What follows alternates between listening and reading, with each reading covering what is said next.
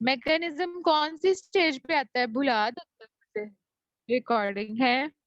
अच्छा, फिर सुबह मांग रहे होते हो। अच्छा, सेकंड स्टेज में आता है। अब उसके मैकेनिज्म्स क्या क्या हैं जी? सबसे पहले क्या है? इंगेजमेंट। वो रिंग से कुछ याद आ रहा है? इंगेजमेंट। फिर उसके बाद क्या था? डिसेंट। ऐसे ही था एंगेजमेंट के बाद डिसेंट। फिर इंटरनल रोटेशन। फिर क्या था? एक्सटेंशन। फिर क्या था?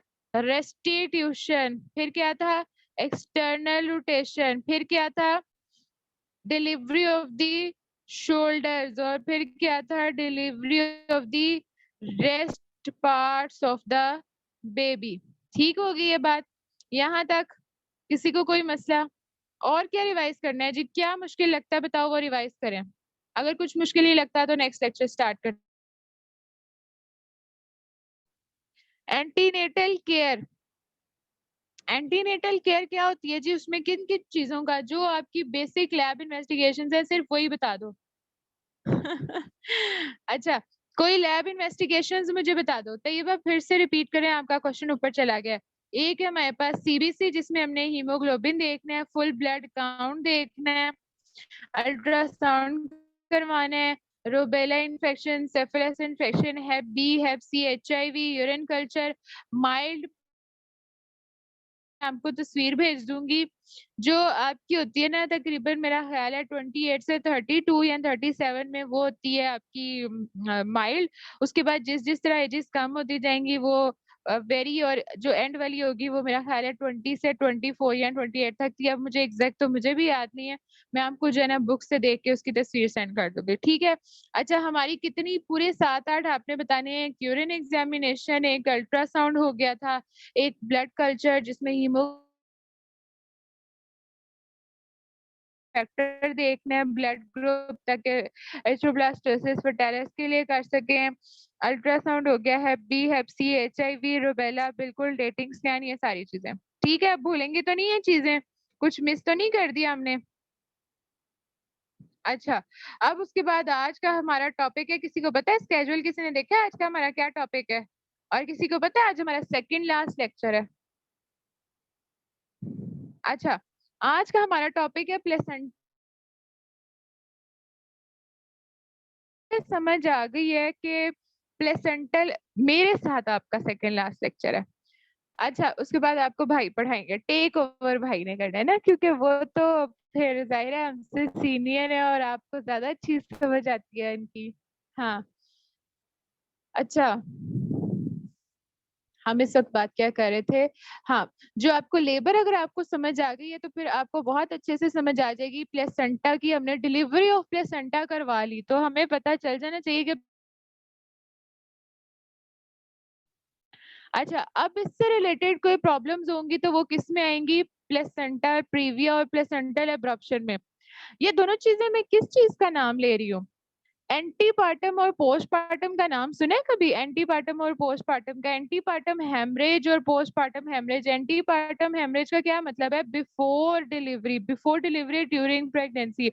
और पोस्टपार्टम हेमरेज का क्या मतलब है? After delivery. ठीक है, तो एंटीपार्टम हेमरेज के कॉजेज में ये एक कॉज है प्लेसेंटल प्रॉब्लम्स। प्लेसेंटल जो कॉजेज है उसके अंदर ये आती है प्लेसेंटा प्रीविया और प्लेसेंटल एब्रप्शन। इसके अलावा और कॉज, फीटल कॉजेज की अगर बात करो तो फीटल के अंदर भी वेजा प्रीविया आता है। और उसके अलावा जो तीसरी कॉज है वो क्या होगी? वो कौन सी होगी? मैटरनल कॉजेज, जिसमें उसके vaginal vaginosis, trauma, cervical ectropion carcinoma या वेजाइनल इन्फेक्शंस। अब एंटीपार्टम हेमरेज के चांसेस ज्यादा कब होते हैं, किस वीक्स पे अकर होते हैं? After 20 weeks. और अगर इससे आसान लफ्जों में कहें तो एंटीपार्टम हेमरेज है, हेमरेज के बारे में कभी किसी ने अगर सोचा हो तो उसमें क्या होगा? ब्लीडिंग होगी। कहाँ से ब्लीडिंग होगी? वेजाइनल ब्लीडिंग होगी। ठीक है ना? इतनी बात समझ आ गई है? अब यहाँ पे यूट्राइन ब्लीडिंग ना कह देना, ब्लंडर होगा बहुत बड़ा। ठीक है, वेजाइनल ब्लीडिंग होगी और कब ये स्टार्ट होगी? तो इसे एंटीपार्टम कहेंगे आफ्टर 20 वीक्स ऑफ जेस्टेशन। ठीक है, और कब तक होती रहेगी? डिलीवरी ऑफ बेबी तक। ठीक है। अच्छा, अब इसके अंदर मैंने बता दिया कि कौन कौन सी प्रॉब्लम्स की वजह से हो सकती हैं, जिसमें आते हैं प्लेसेंटल कॉजेज में अब्रप्शन और प्रीविया, और वेजा प्रीविया फीटल कॉज की वजह से, और मैटरनल कॉज में वेजाइनल इन्फेक्शंस हो सकते हैं, सर्वाइकल कार्सिनोमा, सर्वाइकल एक्ट्रोपियन और इन्फेक्शंस और सर्विसाइटिस। ठीक है। अब जर्नल बेसिक अगर मैं ओवरव्यू दूं तो उसमें आपने सबसे पहले इन सब चीजों को, एंटीपार्टम हेमरेज को रूल आउट करने के लिए सबसे पहले आपने क्या देखना है, उसकी हिस्ट्री लेनी है। मोस्ट इम्पॉर्टेंट, हिस्ट्री में देखना है कि कितनी ब्लीडिंग हो रही है, कहाँ से ब्लीडिंग हो रही है, कोई ट्रिगरिंग फैक्टर्स तो नहीं है जो ब्लीड कर रहे हैं। फिर पेन और कॉन्ट्रैक्शंस को देखना है। उसके अलावा बेबी के अंदर वाइबिलिटी है या नहीं है, और उसका सर्वाइकल स्मेयर करवाया था जिसमें सर्विसाइटिस या इन्फेक्शन तो नहीं है, वो देखना है। फिर आपने एग्जामिनेशन करना है। एग्जामिनेशन में आपने उसका क्या क्या देखना है जी, वाइटल्स देखने हैं जिसमें आपने पल्स, ब्लड प्रेशर देखना है, यूटरस देखना है, सॉफ्ट है कि हार्ड है, नॉन टेंडर है कि टेंडर है। फिर सीटीजी करवानी है। लो जी, ये क्या होता है सीटीजी, कोई मुझे बताएगा सीटीजी क्या होती है? मुझे यार पता ही नहीं है सीटीजी क्या होती है, भूल ही गया, इतनी ही पुरानी पड़ी हुई है। इसमें किस किस का रिलेशन होता है, कैसे बनती है सीटीजी, किस किस का रिलेशन होता है? फीटल हार्ट रेट का रिलेशन होता है विद यूट्राइन कॉन्ट्रैक्शंस। तो ये हम यहाँ क्यों देख रहे हैं? वाइबिलिटी को देखने के लिए, उसके हार्ट रेट को देखने के लिए। ये मैंने सीटीजी सही बनाई है? मुझे इसमें से कितने मार्क्स मिलेंगे, 5/5 या 3/5? अच्छा ठीक है, यानी कि याद है। ठीक है, तो हमने उसकी वायबिलिटी चेक करनी है, इस वजह से हमें सीटीजी देखनी है। ठीक है, और वेजाइनल एग्जामिनेशन करना है। ठीक है जी, इन्वेस्टिगेशंस में हम क्या करेंगे, सबसे पहले सीबीसी करेंगे, उसके अंदर इन्फेक्शन को रूल आउट करेंगे, और फिर अल्ट्रासाउंड करेंगे। इसमें मोस्ट प्रोबेबली हम करते हैं ट्रांस वेजाइनल अल्ट्रासाउंड। ठीक होगी ये बात। उसके अलावा हमारे पास क्या है,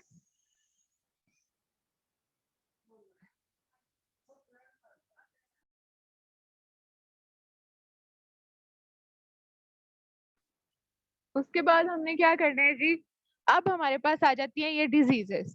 ठीक है, बेसिक हमें समझ आ गई है कि हमने हिस्ट्री किस तरह से लेनी है, एग्जामिनेशन किस तरह से करना है, क्या क्या हमने उसमें इन्वेस्टिगेशंस करवानी है। अब अगर कोई पूछेगा एंटीपार्टम हेमरेज कौन से वीक पे होता है, कौन कौन सी कॉजेज की वजह से होता है, क्या रिस्क फैक्टर्स है उसमें, कौन सी, आप किस तरह से उसको इन्वेस्टिगेट करोगे, क्या लोकल चीजें, ये बता दोगे? ऑफिशियली बताओ तो ये लेक्चर और स्केड्यूल पे नहीं था, लेकिन मैंने कहा जब तक बच्चों को पीछे से थोड़ी सी स्टोरी नहीं सुनाऊंगी, उन्हें आगे से फिल्म देखने का मजा ही नहीं आएगा। ठीक है। अच्छा, एबीसीडी के बारे में पता है किसी को? एटीएलएस में एबीसीडी पढ़ा हो तो चलो, एटीएलएस को छोड़ते हैं, अगर बेसिक ट्रॉमा का पेशेंट है तो एबीसीडी का पता हो किसी को? Excellent, very good. Airway, breathing, circulation, ventilation, disability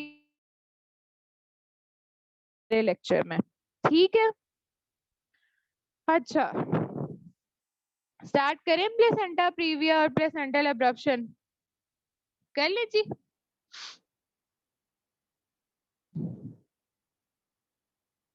पढ़े, कोई सवाल किसी का अभी तक? अच्छा, प्लेसेंटा प्रीविया बेसिकली क्या होता है कि जब बेबी का प्लेसेंटा जो है पार्शली या टोटली मदर के सर्विक्स पे आके उसको कवर करता है, या तो आधा उसको कवर करेगा या उसको पूरा कवर करेगा। अब या आधा कवर करे या पूरा कवर करे, क्या मसाइल हो सकते हैं? ब्लीडिंग होगी। ठीक है, और ब्लीडिंग होगी, अगर मुझे खुद अपने दिमाग से यहीं पे बता दें कि अगर वो आधा कवर करेगा तो ब्लीडिंग होने के चांसेस ज्यादा है या पूरा कवर करेगा तो ज्यादा है, और अगर आधा कवर करेगा तो रिवर्स होने के चांसेस ज्यादा है या पूरा कवर करेगा तो ज्यादा है? जल्दी से मुझे सोच कर बताएं। अब इसमें आगे जब तक आप सोच रहे हैं, हम आगे पढ़, bleeding during pregnancy and delivery. ठीक है, if you have placenta previa you might bleed throughout the pregnancy or during delivery भी। ठीक है, हमने एंटीपार्टम हेमरेज की डेफिनेशन में ये पढ़ा कि 20 वीक्स के बाद ये स्टार्ट होती है और कब तक रहती है, डिलीवरी ऑफ द बेबी तक रहती है ब्लीडिंग। ठीक है, अब डिपेंडिंग अपॉन द स्टेजेस, अब आपने मुझे जो आंसर्स बताए हैं वो ये हैं कि अगर उसका आधा होगा तो वो रिवर्सिबल हो सकता अगर आधा होगा तो वो करेक्ट हो सकता है, उसके अंदर ब्लीडिंग कम होगी। अगर पूरा होगा तो उसके अंदर ब्लीडिंग ज्यादा होगी। तो आप लोगों ने बगैर पढ़े 3 मेजर पॉइंट्स डिटेक्ट कर लिए हैं। इसे कहते हैं डिस्टिंक्शन लेवल स्टडी। ठीक है। रिकवरी चांसेस बिल्कुल ज्यादा हैं अगर पार्शली सर्विक्स पे जो है वो कवर करेगा। ठीक है बॉयज। यहाँ पे नई मौजूद हैं और तैमूर मौजूद है, फरहद मौजूद हैं। कितने बॉयज मौजूद हैं? बॉयज को समझ आ रही है? ऑब्स समझ आनी चाहिए। हैं? अच्छा। अब आगे इसकी टाइप्स हैं जी। कुछ कुछ ज्यादा नहीं। तैमूर क्यों नहीं आ रही समझ? जो बताओ मुझे, मेरा काम है यहाँ पे आपको समझाना। जब तक समझ नहीं आएगी अब मेरा फायदा नहीं है पढ़ाने का। हम पिछला रिवाइज करते हैं, अगर आप पढ़ते हैं क्या समझ। क्यों टफ है बेटा? बेबी की आपको एक लाइव चीज नजर आ रही है। लेट, वेरी लेट, फाइन होना चाहिए, 29 मिनट्स लेट। बेटा आपको रखा हुआ है कि ये रिलेटेड टू द फीमेल्स है। पेडिट्रिशियन ने भी ये सारी चीजें देखनी होती हैं अगर आप में से कोई मेल पेडिट्रिशियन बनेगा आगे जाके। तो ये तो यार इंटरेस्टिंग है कि आपको नजर आ रही है हर चीज। ठीक है। तो थोड़ा सा अगर आप डायग्रामेटिकली इंटरेस्ट में कोशिश करती हूँ ज्यादा डायग्राम्स ऐड करूँ ताकि इंटरेस्ट डेवलप हो। ठीक है। अच्छा अब इसके टाइप्स हैं। Low line placenta, marginal placenta, partial और कंप्लीट। अब आप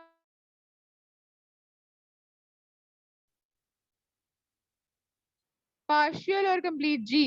नूर, पार्शियल और कंप्लीट का आपने मुझे 2 पॉइंट्स बता दिए। एक तो आपने ये पॉइंट बताया कि अगर वो पार्शियल है तो इसका मतलब है कि उसके रिवर्सिबल होने के चांसेस ज्यादा हैं। तो आप मुझे यहाँ पे बता दें अगर उसके रिवर्सिबल होने के चांसेस ज्यादा हैं तो क्या वेजाइनल डिलीवरी हो सकती है?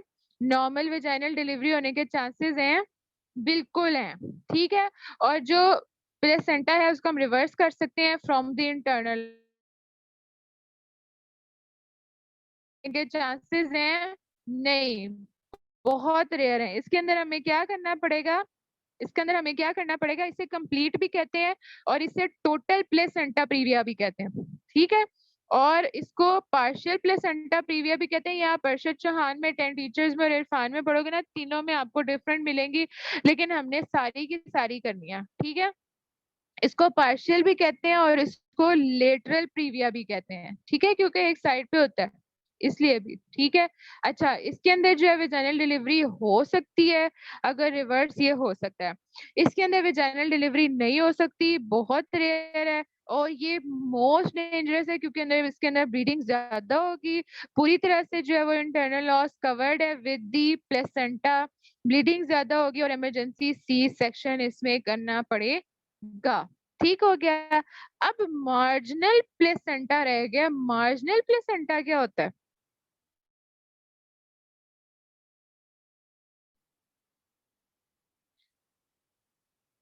जी, डायग्राम से देखकर बता दें। मार्जिन के ऊपर। ठीक है, बिल्कुल। नहीं नहीं, बेटा मार्जिनल जो है ना वो इस तरह से आया हुआ है थोड़ा सा। लेकिन ये जो है ये उसने हाफ एरिया को कवर किया हुआ है, पार्शियल एरिया को कवर किया हुआ है। ठीक है, फुल एरिया को कवर नहीं किया हुआ है। मार्जिनल का मतलब है कि वो जरा एक साइड पे एक मार्जिन के ऊपर है। ठीक है, उसको कहेंगे मार्जिनल। है लेकिन लो लाइंग है, खतरा है उसको, थ्रेट है उसको। ठीक है, रेड जोन के अंदर आ रहा है। इसके अंदर जो है इसके अंदर भी वेजाइनल डिलीवरी हो सकती है और इसके अंदर माइल्ड होगी ब्लीडिंग, इसके अंदर मॉडरेट होगी और इसके अंदर सिवियर होगी। ठीक है। और ये स्टार्टिंग पॉइंट है प्लेसेंटा प्रीविया का। अगर हम प्लेसेंटा प्रीविया की डेफिनेशन को जो है वो समराइज करें तो उसकी डेफिनेशन बनती है लो हो जाता है low line placenta in the lower uterine segment. जब ये लोअर यूट्राइन सेगमेंट में आना शुरू हो जाता है, नीचे आना शुरू हो जाता है आहिस्ता आहिस्ता, तो हम उस कंडीशन को क्या कहते हैं? Placenta previa. और उसका फर्स्ट सिम्टम क्या आता है? Vaginal bleeding. अब वेजाइनल ब्लीडिंग के साथ उससे और क्या क्या हो सकता है? इसके अंदर वेजाइनल ब्लीडिंग के साथ उससे क्या क्या होगा? अच्छा, खास बात हमने याद रखनी है प्लेसेंटा प्रीविया की कि इसके अंदर पेनलेस वेजाइनल ब्लीडिंग होती में स्कैन के ऊपर डायग्नोज हो सकता है या उसके कुछ सिम्टम्स की वजह से डायग्नोज हो सकता है, ठीक है, ब्लीडिंग की वजह से डायग्नोज हो सकता है। और दूसरा इसके अंदर जो है वो जो क्या कहते हैं उसको, एब्डोमेन है वो क्या होगा, सॉफ्ट होगा या टेंडर होगा या टेंडर होगा, मुझे कौन बताएगा इसके अंदर? जल्दी से आंसर करो तैमूर, आंसर करें, जितने ज्यादा आंसर करेंगे उतना ज्यादा आपके लिए अच्छा होगा। आंसर करें जी तैमूर। नॉन टेंडर होगा, सॉफ्ट होगा और नॉन टेंडर होगा, ठीक है। तो ये दो फीचर्स भी जो है उसको डिस्टिंग्विश करेंगे फ्रॉम एब्रप्शन। तो हमें प्लेसेंटा प्रीविया पूरी समझ आ गई, उसकी टाइप्स क्या क्या होती हैं, क्या नॉर्मल होती है, क्या नॉर्मल होती है, किस तरह होती है, सारा। ये देखो, ये कौन सा वाला प्लेसेंटा है, कौन बताएगा ये कौन सा प्लेसेंटा है? ये देखो इसमें क्लियर है, ये प्लेसेंटा, ये सर्विक्स है। इसमें प्लेसेंटा ने फुली तौर पे इंटरनल ऑस पे सर्विक्स पे जो है उसको कवर किया हुआ है। तो ये क्या बनेगा आपका कंप्लीट। इसके अंदर वेजाइनल डिलीवरी हो सकती है? नहीं हो सकती। किसमें क्या होगा, इलेक्टिव सी सेक्शन करना पड़ेगा, ठीक है। अब इसके जी रिस्क फैक्टर्स हम कर लेते हैं याद। रिस्क फैक्टर्स आपके यूक्यू में आ सकते हैं, क्या क्या रिस्क फैक्टर्स हो सकते हैं जी? सबसे पहला रिस्क फैक्टर, उसकी कोई प्रीवियस सर्जरी हुई है जिसमें सी सेक्शन, फाइब्रॉइड किया था उसको पिछली प्रेगनेंसी में भी। जिस तरह हमने कहा प्री टर्म है तो इसमें भी 90% चांसेस, इसी तरह इसमें भी अगर पिछले भी हुआ था प्लेसेंटा प्रीविया तो इसमें भी प्लेसेंटा प्रीविया के होने के चांस है। More than one twin pregnancies, pre term में भी हमने रिस्क फैक्टर पढ़ा था, ट्विन प्रेगनेंसीज, एज 35 या ओल्डर। और वाइट के अलावा जो रेसेस है उसमें भी कॉमन है, स्मोकिंग या अल्कोहल, कोकेन, ये सारी चीजें आएंगी किसमें, ठीक है। याद हो गए रिस्क फैक्टर्स, मुश्किल तो नहीं थे कोई? आप कॉम्प्लिकेशंस के बारे में बता सकते हो सारे खुद ही से? तैमूर मुझे बताइए, आपको समझ आ गई है इसकी? हाँ जी, समझ आ गई है इसकी? चले, अब आसान लग रही है?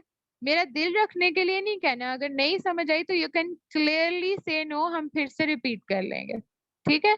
अच्छा, कॉम्प्लिकेशंस में क्या क्या हो सकता है जी? ब्लीडिंग स्वेयर हो सकती है, भी हो सकती है, ठीक है। और डिलीवरी भी करवानी पड़ सकती है during the first few hours, ठीक है। उसके अलावा प्री टर्म बर्थ भी हो सकती है, जिसको हमने पीछे देखा कि प्री टर्म बर्थ अगर हो रही है तो हमने उसको किस तरह से करवाना है, इमरजेंसी सी सेक्शन से करवाना है, ठीक है। क्यों, किस सिचुएशन में हम प्री टर्म बर्थ करेंगे? अगर सीटीजी के ऊपर फीटल वायबिलिटी जो है वो खत्म हो गई है, फीटल हाइपोक्सिया हो रहा है, वो डीकम्प्रोमाइज हो रहा है, उसका हार्ट के मदर जो है वो शॉक में जा सकती है, सेप्सिस में जा सकती है, ठीक है। अच्छा, प्लेसेंटा प्रीविया के अंदर जो है ना, आपने ये बात भी याद रखनी है कि मदर को ज्यादा हार्म होगा as compare to foetus. Foetus को इतना हार्म नहीं होगा, मदर को ज्यादा हार्म होगा, ठीक है। ये आपसे पूछा जा सकता है वाइवा में, ठीक है। मदर को ज्यादा हार्म होगा, फीटस को इतना हार्म नहीं होगा, ठीक है। यहाँ तक बातें क्लियर है? डायग्नोसिस किस तरह से करेंगे, तो खुद ही से आप बता सकते हो कि किस तरह से डायग्नोसिस करेंगे? हमने काफी चीजें पढ़ ली हैं। अल्ट्रासाउंड करेंगे, मैंने बताया भी है कि आपको अल्ट्रासाउंड पे ये पता चलेगा, फिर उसकी एब्डोमिनल एग्जामिनेशन पे पता चलेगा, उसकी हिस्ट्री ऑफ वेजाइनल ब्लीडिंग पे पता चलेगा, और ये ज्यादातर जो है पेनलेस होगी और थर्ड ट्राइमेस्टर में आएगी, ठीक है। और ये क्यों होती है जी? जब separation of the placenta as the lower segment develops in the third trimester, ठीक है। उसकी वजह और ये ब्लीडिंग की वजह से मदर शॉक में जा सकती है, सेप्सिस में जा सकती है। और जब ये लोअर यूट्राइन सेगमेंट में इंटरनल लॉस पे आएगा, कौन सा पॉइंट दोबारा बताना है जी? लोअर यूट्राइन सेगमेंट वाला। ये पॉइंट है कि जो ब्लीडिंग है वो क्यों होती है, उसने लिखा हुआ है क्योंकि जब ये प्लेसेंटा लोअर यूट्राइन सेगमेंट में आना शुरू हो जाता है तो उसकी वजह से सर्वाइकल लॉस ओपन होता है और ब्लीडिंग स्टार्ट हो जाती है। ये आपका डायग्नोस्टिक पॉइंट है बेसिकली के वेजाइनल प्लेसेंटा प्रीविया के सिम्टम्स स्टार्ट हो गए। ठीक है, और कॉन्ट्रैक्शंस भी जो है साथ पार्टिसिपेट करती हैं ब्लीडिंग के साथ रोल, जिसकी वजह से प्री टर्म बर्थ होती है। हमने पढ़ा था ना प्री टर्म बर्थ में कॉन्ट्रैक्शंस भी आती हैं। और एब्डोमिनल पैल्पेशन के ऊपर यूट्रस क्या होगा, सॉफ्ट और नॉन टेंडर। ठीक है, और pressing part will be free as it can not move. ठीक है जी, अगर उसे प्रेस करके देखेंगे तो लेकिन अगर हम एब्रप्शन में देखेंगे जिसमें प्लेसेंटा बिल्कुल ही अलग हो जाता है यूट्रस से, उसमें जो एब्डोमेन है वो नॉन टेंडर, वो टेंडर होगा और हार्ड होगा। तो ये उसके कुछ डिस्टिंग्विश पॉइंट्स है, इसलिए मैं इस पे ज्यादा जोर दे रही हूँ, जो आगे आपके वाइवा में भी पूछेंगे। हाँ जी, डायग्नोसिस समझ आ गई है कितने हैं? अच्छा, अब इसको हमने मैनेज किस तरह से करना है, कोई बताएगा? मैनेज किस तरह से करना है अगर हमारे पास एक पेशेंट कंप्लीट प्लेसेंटा प्रीविया के साथ आ रही है? सबसे पहले हमने ब्लड, उसको आईवी फ्लूइड्स लगाने हैं, शॉक में ना चली जाए पेशेंट। बड़ी बड़ी 2 आईवी लाइंस लगानी है, आईवी फ्लूइड्स लगाने हैं, और क्या करना है? एक और चीज है, वो क्या करनी है? कॉल फॉर हेल्प तो हो गई, और क्या करना है? बिल्कुल, लार्ज आईवी लाइन लगानी है, ब्लड ग्रुप उसका लेना है फटाफट, उसका देखने के लिए, ब्लड अरेंज करने के लिए, और साथ में ब्लड अरेंज करना है, बिल्कुल क्रॉस मैच के लिए भेज देना है, आईवी लाइन लगानी है, उसको फ्लूइड्स रश करवाने में ना चली जाए, सेप्सिस में ना चली जाए। ठीक है, इसके अंदर डिजिटल एग्जामिनेशन जो है कॉन्ट्रा इंडिकेटेड होता है। क्यों कॉन्ट्रा इंडिकेटेड होता है? क्योंकि वो ब्लीडिंग को और ज्यादा बूस्ट करेगा, ब्लीडिंग को प्रेसिपिटेट करेगा, और अगर माइल्ड ब्लीडिंग हो रही थी तो वो स्वेयर में चेंज हो सकती है, और उसकी वजह से उसकी डेथ के चांसेस लाइकली हो सकते हैं, ज्यादा हो सकते हैं। ठीक है, और इसमें लिखा हुआ है कि 10% जो केसेस है ना प्लेसेंटा प्रीविया के, वो आगे जाके प्लेसेंटा भी पढ़ लेते हैं। ठीक है जी, बिल्कुल ट्रांजामीन तो देंगे, लेकिन ये ट्रांजामीन से नहीं, इसके साथ फौरी तौर पे बिल्कुल ट्रांजामीन दे सकते हैं, जो कि ब्लीडिंग को रोकती है, उसके साथ आईवी फ्लूइड, ब्लड ट्रांसफ्यूजन, और अगर उसको लेबर पेन्स भी साथ आ रही हैं तो उसको कंप्लीट, अगर इंटरनल लॉस पे आ रहा है, बहुत ज्यादा स्वेयर ब्लीडिंग हो रही है, कि पेशेंट रूटीन एंटीनेटल चेकअप पे, अल्ट्रासाउंड पे डायग्नोसिस होता है माइल्ड वेजाइनल ब्लीडिंग। अगर माइल्ड वेजाइनल ब्लीडिंग है तो फिर हम उसे रिवर्स करने की कोशिश करेंगे। अगर रिवर्स नहीं हो रही और अगर वो स्वेयर में चेंज हो रही है,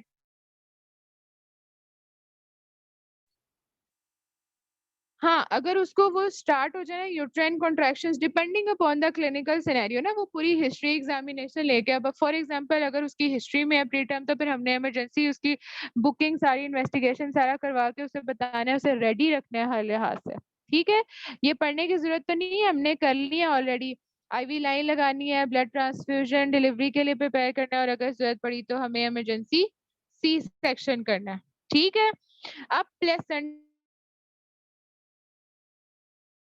placental abruption occurs when the placenta separates from the internal wall of the uterus. birth से पहले ही जो है ये यूट्रस से सेपरेट हो जाता है। अब ये क्या होगा अगर वो यूट्रस से सेपरेट होगा? इसके अंदर मदर और बेबी दोनों को हार्म होता है, ये इंपॉर्टेंट पॉइंट है आपका, इसके अंदर मदर और बेबी दोनों का हार्म होता है। एक तो ये कि फीटस को उसकी रिक्वायरमेंट्स नहीं मिलेंगी, ऑक्सीडेंट्स नहीं मिलेंगे, फूड सप्लाई, ऑक्सीजन सप्लाई उसकी कॉम्प्रोमाइज हो जाएगी, फीटस के अंदर क्या होगा कि मदर के अंदर जो है हैवी ब्लीडिंग स्टार्ट हो जाएगी, और मदर के अंदर रिएक्शन हो सकता है, एंटीबॉडी का काम करेगा प्लेसेंटा, उसकी वजह से क्या होगा, मदर को भी कॉम्प्लिकेशंस हो जाएंगी। So this is placental abruption, यानी ये कह लो कि प्लेसेंटा ने अपना कनेक्शन अंदर खत्म कर दिया है, और वो फ्रीली फ्लोट कर रहा है, तोड़ दिया उसने अपना कनेक्शन, एब्रप्ट हो गया, उसकी वजह से मदर और फीटस दोनों को हार्म हो रहा है। सो आसान लफ्जों में ये कहेंगे, बिल्कुल उसको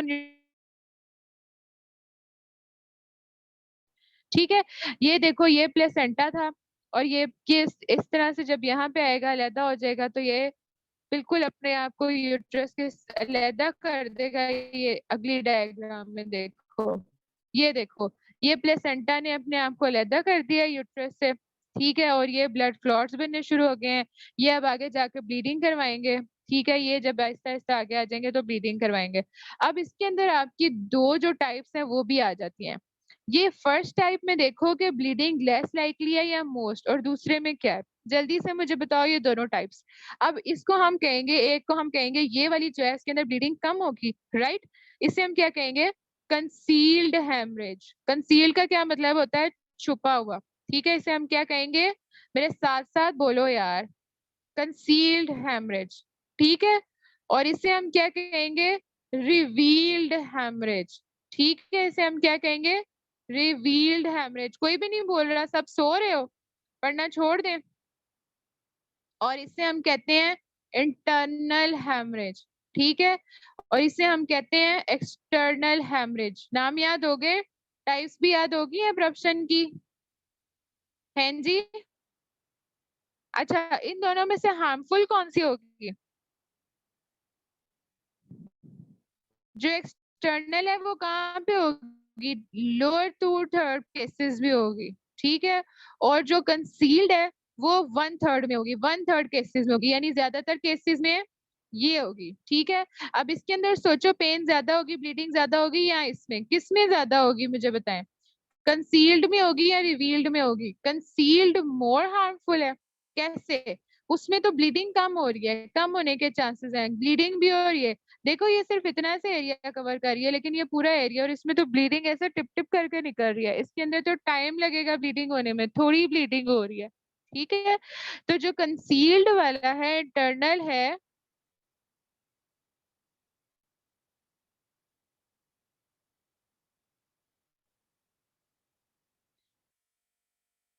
एक्सीलेंट, वेरी गुड, शाबाश। मैं यही सुनना चाहती थी आप लोगों से कि कंसील्ड वाले में क्यों ज्यादा होगी। बॉयज मुझे इसका आंसर करें, बॉयज ने अभी तक आंसर नहीं किया, बॉयज ने अभी तक आंसर नहीं किया। अच्छा, मैंने आपसे कहा कि कंसील्ड में ज्यादा नहीं होगी, रिवील्ड में होगी, लेकिन गर्ल्स मुझे कहती है नहीं मैम, कंसील्ड में ज्यादा होगी, रिवील्ड में कम होगी, हार्मफुल वो ज्यादा होगा। कौन बताएगा क्यों? Very good, excellent. राया ने कहा कि इंटरनल हेमरेज मोर ज्यादा ड्रेडफुल होता है, उसका पता नहीं चलता। जो एक्सटर्नल हेमरेज है उसे तो हम कंट्रोल कर लेते हैं। ठीक है, उसकी वजह से जो है पेन होगी, कम पेन होगी, माइल्ड पेन होगी, जब तक अगर पेशेंट लेबर में नहीं जा रहा, यूट्राइन कॉन्ट्रैक्शन की भी उसको साथ पेन हो रही है। लेकिन इसके अंदर तो पता ही नहीं चलेगा कि अंदर हेमरेज हो रहा है। ठीक है, इसके अंदर पेन से स्टार्ट हो जाएगी, हार्ट टेंडर यूट्रस होगा। ठीक है, क्योंकि यहाँ पे ये ब्लड जमा हो रहा है, बाहर नहीं निकल रहा है इतना ज्यादा। ठीक है, हार्ड और टेंडर यूट्रस होगा, पेन ज्यादा होगी इसके अंदर, इसके अंदर पेन कम होगी, और ये ज्यादा थ्रेटफुल है, ये ज्यादा हार्मफुल है। अब भूलेगा तो नहीं? और इंटरनल और एक्सटर्नल किसे कहते हैं? कंसील्ड और रिवील किसे कहते हैं? कितने परसेंट एक्सटर्नल होता है और कितने परसेंट जो है वो इंटरनल होता है, ये सब याद हो गया? हाँ जी, टाइप्स याद हो गई है। इंटरनल और कंसील्ड में कोई डिफरेंस नहीं है यार। जो छुपी हुई है वो अंदर की तरफ है, उसे हम इंटरनल या कंसील्ड कहते हैं, इसको एक्सटर्नल या रिवील्ड कहते हैं। ठीक है, परसेंटेज 2/3 केसेस में जो होती है रिवील्ड होती है, और 1/3 केसेस में जो है वो कंसील्ड होती है। जो ज्यादा हार्मफुल या ड्रेडफुल है वो कम केसेस में होगी। ठीक है, अब इसके रिस्क फैक्टर्स पढ़ लें। रिस्क फैक्टर्स खुद से मुझे बता सकते हो क्या क्या होंगे रिस्क फैक्टर्स? अगर प्रीवियस प्रेगनेंसी में कोई एब्डोमिनल ट्रॉमा की वजह से प्लेसेंटल एब्रप्शन हुआ था, प्री टर्म में भी हमने देखा, टेंडर यूट्रस जो है वो कंसील्ड में होगा, ज्यादा पेन कंसील्ड में होगी। जो रिवील्ड है उसमें कम पेन होगी, और यूट्रस ज्यादा टेंडर नहीं होगा जब तक के लेबर कॉन्ट्रैक्शंस उसको स्टार्ट ना हो जाए। फिर अगर उसके हाइपरटेंशन, एक्लेम्पशिया, प्री एक्लेम्पशिया का पेशेंट है, ठीक है, और a fall or other type of blow to the abdomen, इसका क्या मतलब है? स्मोकिंग की हिस्ट्री है उसकी, कोई अल्कोहल कोकेन की हिस्ट्री है, early rupture of membranes, pre term pre mature rupture of membranes, जिसकी वजह से हम न्यूसेंटेसिस या पॉलीहाइड्रोमिनोज, ओलिगोहाइड्रोमिनोज, या मैटरनिटी की एज एडवांस्ड है। ठीक है, ये सारी चीजें मुझे बताएं। A fall or other type of blow to the abdomen, जिस तरह से सीढ़ियों से गिर जाना, एमनियोटिक फ्लूइड बैग फट जाना, या कोई भी एब्डोमिनल इंजरी हो जाना। ठीक है, ये सारी चीजें किस में आ सकती हैं? प्लेसेंटल एब्रप्शन करवा सकती हैं। सुन रहे हो कि सो गए हो? सो गए हो, एक्स्ट्रा ना पढ़ाया, फिर बाद में पूछ रहे होते हो पूरा चैप्टर करना है कि नहीं करना। सारे सो गए हैं, सिर्फ तैयबा जाग रही है। ठीक है, अब इसके सिम्टम्स क्या क्या हो सकते हैं जी, खुद ही आपने मुझे बता दिए। एंटीपार्टम हेमरेज का पहला सिम्टम क्या था? Vaginal bleeding. तो इसमें भी सिम्टम में क्या आएगा? Vaginal bleeding. अब डिपेंडिंग अपॉन स्वेयर या वो आप आगे टाइप्स में देखोगे, फिर abdominal pain, back pain, uterine tenderness, rigidity और कॉन्ट्रैक्शंस। कोई मुश्किल बात है थी इसमें? आप वैसे भी लिख सकते हो ना ये चीजें, क्योंकि अब इसमें ये एंटीपार्टम हेमरेज भी आती हैं। अब उसके आगे कॉम्प्लिकेशंस क्या क्या हो सकती हैं? मदर को क्या कॉम्प्लिकेशंस हो सकती हैं और बेबी को? ये मदर और बेबी दोनों का क्यों लिखा हुआ है इसने? इसमें मैंने आपको स्टार्टिंग में एक पॉइंट बताया था कि इसके अंदर मदर को भी हार्म होगा और बेबी को भी हार्म होगा, राइट? तो मदर को क्या क्या हार्म हो सकता है? बहुत ज्यादा ब्लीडिंग की वजह से वो शॉक में जा सकती है, ब्लड क्लॉटिंग प्रॉब्लम्स हो सकती हैं, ब्लड ट्रांसफ्यूजन की उसे जरूरत पड़ सकती है, उसकी किडनीज काम करना छोड़ सकते हैं जब तक, अगर इसीलिए तो हम उसे रश करते हैं आईवी फ्लूइड्स। फिर उसको हिस्ट्रेक्टमी की भी जरूरत पड़ सकती है अगर 1/3 ऑफ केसेस में उसका केस हो और ब्लीडिंग उसकी ना रुके, तो फिर हमें हिस्ट्रेक्टमी करनी पड़ सकती है, लेकिन रेयर है ये। ठीक है, बिल्कुल राइया सही कह रही हैं। और बेबी की क्या क्या प्रॉब्लम्स हो सकती हैं? बेबी के अंदर रिस्ट्रिक्टेड ग्रोथ हो सकती है। ओहो, ये क्या हो गया? रिस्ट्रिक्टेड ग्रोथ हो सकती है, उसकी वजह से हाइपोक्सिया हो सकता है, उसकी ऑक्सीजन डिप्राइवमेंट होगी, वो कॉम्प्रोमाइज हो जाएगी, उसकी ब्रीथिंग प्रॉब्लम हो जाएगी, उसको सीटीजी के ऊपर भी हमें ये नजर आ सकती है, या हमें वैसे भी हमें पता चल जाएगा फीटोस्कोप से भी। और उसको ऑक्सीजन ज्यादा नहीं मिल रही, प्री मेच्योर बर्थ होने के चांसेस हैं, और स्टिल बर्थ। ठीक है, कोई मसला यहाँ तक? कॉम्प्लिकेशन जो पढ़ ली, अब क्या चीज रह गई है? डायग्नोसिस किस तरह से करते हैं, कर सकते हो खुद ही। सबसे पहले उसकी हिस्ट्री लेंगे, फिर उसका एग्जामिनेशन करेंगे, एग्जामिनेशन पे विजाइनल ब्लीडिंग होगी, फिर उसके अलावा जो है पेन, उसकी स्वेरिटी देखेंगे। उसके अलावा क्या करेंगे? सीटीजी से उसकी foetal viability, foetal movements check करेंगे, और उसके बाद यूट्रस का एग्जामिनेशन करेंगे कि वो टेंडर है, सॉफ्ट है, हार्ड है। ठीक है, अच्छा, अब उसकी मैनेजमेंट किस तरह से करते हैं? खुद सोचो कि पेशेंट को ब्लीडिंग हो रही है, बहुत ज्यादा स्वेयर पेन हो रही है, प्लेसेंटा एब्रप्ट कर गया है।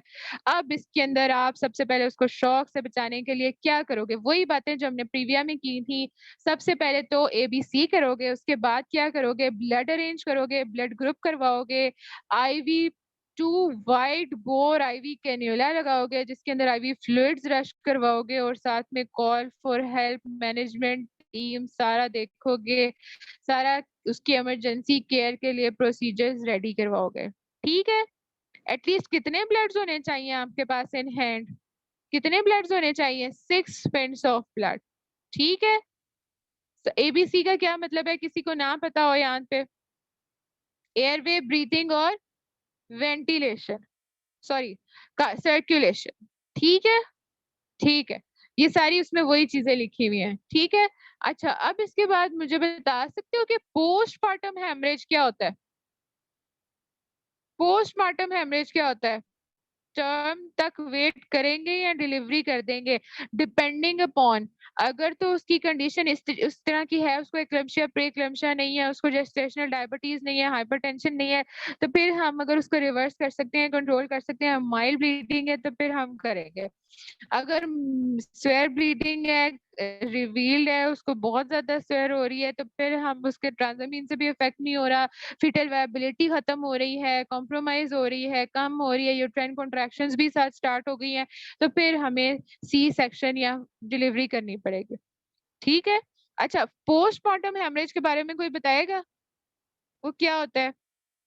अच्छा, मैं वेजा प्रीविया का बता देती हूँ अगर कोई सुनना चाहता है तो। वेजा प्रीविया बेसिकली क्या होता है, फीटल कॉजेज होती है, उसके अंदर क्या होता है कि जो फीटल साइड ऑफ प्लेसेंटा होती है ना, वहां पे जो वेसल्स होती है ना, वो रप्चर हो जाती है, उसे हम कहते हैं वेजा प्रीविया। इसके अंदर बाइलो प्लेसेंटा होगा, उसकी जो है ये प्रेजेंटेशन होगी। ठीक है, ब्रेडिकार्डिया में चला जाएगा, उसकी फीटल सीटीजी के ऊपर, ठीक है, उसकी वजह से वेजा प्रीविया हमें पता चल सकता है। उसके अलावा हम उसकी किसकी ज्यादा जो हमारी डायग्नोस्टिक पॉइंट है वो है सीटीजी, जिस कम हो रही है, तो हमें पता चल सकता है कि ये वेजा प्रीविया की तरफ तो नहीं जा रहा, रप्चर तो नहीं होगी वेसल्स प्लेसेंटा की फीटल साइड के ऊपर, मैटरनल साइड के ऊपर नहीं, क्योंकि ये फीटस की जो है वो कॉज है। ठीक है, तो इसकी मैनेजमेंट में हमने वही सारी चीजें करनी है। और अगर जो है इमरजेंसी सी सेक्शन, अगर उसकी हाइपोक्सिया होता जा रहा है, उसकी कार्डियक एक्टिविटी कम होती जा रही है, तो फिर हमें सी सेक्शन करना है। अगर हम डिले कर है कि फीटल डेथ हो जाए, क्यों होगी फीटल डेथ? हाइपोवोलीमिया की वजह से होगी, ये भी आपका एमसीक्यू आ सकता है। ठीक है, और पोस्टमार्टम हेमरेज का मैं थोड़ा सा बता देती हूँ। प्राइमरी और सेकेंडरी होता है, उसके अंदर लॉसेस होते हैं। प्राइमरी वो होता है जो within 24 hours blood loss और excess blood loss after delivery, और जो सेकेंडरी है वो आफ्टर 24 आवर्स से 6 वीक्स ऑफ डिलीवरी तक हो, उससे हम कहते हैं सेकेंडरी पोस्टमार्टम हेमरेज। हमने फॉलो करनी है मैनेजमेंट के अंदर। सबसे पहले तो उसको प्रिपेयर करना है, प्रिवेंट करना है कि ऐसी नौबत ही ना आए। फिर कॉल फॉर हेल्प, क्योंकि मल्टीपल इसमें डिसिप्लिन आती है, एनेस्थीसिया आता है, गायनोकोलॉजिस्ट आती है, सर्जन आती है, फिर पीडियाट्रिशियन आता है, एनआईसीयू केयर को फॉलो करना होता है, फिर इसके अलावा आईवी फ्लूइड्स, नर्सिंग केयर सारी चाहिए होती है। फिर पेशेंट को बताना है, उसको कहना है कि भाई तुम्हारा, उसको काउंसल करना है कि तुम्हारी जान और तुम्हारे बच्चे की जान तभी बचाई जा सकती है, ऑपरेशन, उसको कंसेंट लेना है। फिर उसको लेफ्ट लेट सर्कुलेशन पहले एबीसी देनी है। फिर ये जो मैंने आपको मेयर्स बताई है, ऑक्सीजन, उसके अलावा wide IV line, blood arrange करना है, आईवी फ्लूइड्स रश करवाने हैं। ठीक है, और फिर उसके अलावा अगर सीपीआर करने की जरूरत है वो करनी है, चेस्ट कंप्रेशंस वगैरह ये सारी। फिर उसके बाद जो आगे के प्रोसीजर्स हैं आपके, के सी सेक्शन करना है या जो भी करना है। ठीक है, ये सारी कुछ इमरजेंसी गाइडलाइंस हैं जो आपको आनी चाहिए। ठीक है, इसलिए ऐड की थी बीच में। ठीक है जी। हाँ जी, टाइम शायद हमने अपने क्लास स्टार्ट की थी, सिर्फ 35 मिनट्स में हमारा लेक्चर पूरा हो गया। लेक्चर में सिर्फ प्लेसेंटा प्रीविया और एब्रप्शन था। मैंने वेजा प्रीविया, एंटीपार्टम, पोस्टपार्टम इसलिए पढ़ा दिया था कि आप लोग को मुश्किल ना हो आप चैप्टर पढ़ने में। ठीक है, और ये आपका ऑब्स की इमरजेंसीज में ये ना पूछना आपके, नहीं तैयबा पोस्टमार्टम बेसिकली आपने खुद करना है, ये उसमें नहीं है ना स्केड्यूल पे, ठीक है, माइनर में आता है। ठीक है, हाँ, तो ये इधर आ जाएगा। फिर भी आपको कोई मसला आप मुझसे पूछ लेना। दिल तो मेरा बहुत करता है मैं आपको सारा पढ़ा दूं, लेकिन फिर कुछ बच्चे होते हैं जो टाइमिंग का बहुत ख्याल रखते हैं। ठीक है, वेजा प्रीविया को एक बार रिपीट कर दूं। वेजा प्रीविया बेसिकली फीटल कॉज है, एंटीपार्टम हेमरेज के अंदर आता है ये। ठीक है, उसके अंदर क्या होता है कि जो वेसल्स होती है ना फीटल साइड ऑफ प्लेसेंटा के ऊपर, हाँ मैं वो भी बता देती हूँ। फीटल साइड्स ऑफ प्लेसेंटा के ऊपर जो वेसल्स होती हैं वो रप्चर कर जाती हैं। ठीक है, उसकी प्रेजेंटेशन में होगा ऐसी की है वेजाइनल ब्लीडिंग, तभी हमें पता चलेगा। और सीटीजी के ऊपर जब हम देखेंगे तो उसकी जो फीटल कार्डिक एक्टिविटी है वो कॉम्प्रोमाइज होनी शुरू हो जाएगी, तो हमें पता चल जाएगा। अगर तो उसकी आ रही है थोड़ी बहुत तो हमने फौरन से सी सेक्शन कर लेना है। अगर नहीं आ रही और हम डिले करेंगे तो फीटल डेथ हो सकती है। ठीक है, अब कौन सा एमसीक्यू मैंने बताया था मुझे भी याद नहीं आ रहा। खैर देख लेते हैं ऊपर से, अगर हमें थोड़ा बहुत याद आ जाए उसी वक्त नोट कर लिया करो ना।